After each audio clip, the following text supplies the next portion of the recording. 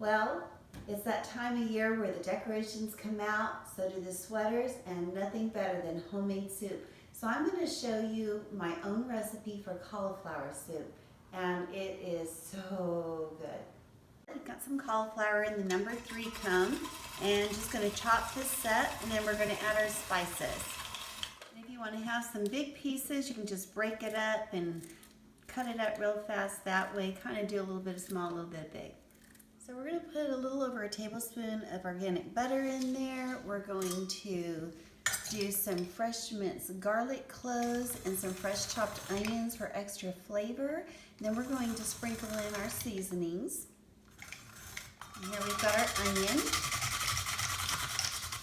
So I've got about 3 cups of water. I'm just going to do about 3 teaspoons worth of liquid aminos, or you can use your own broth.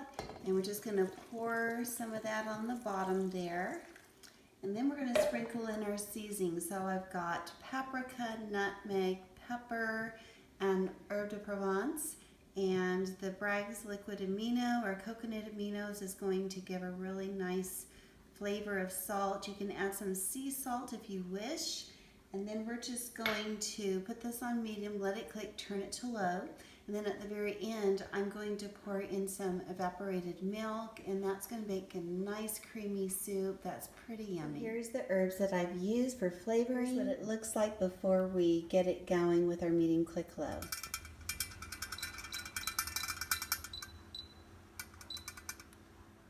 So after you turn it down, all we have to do is wait for about 20 minutes or so. A little longer won't hurt, and we're really close.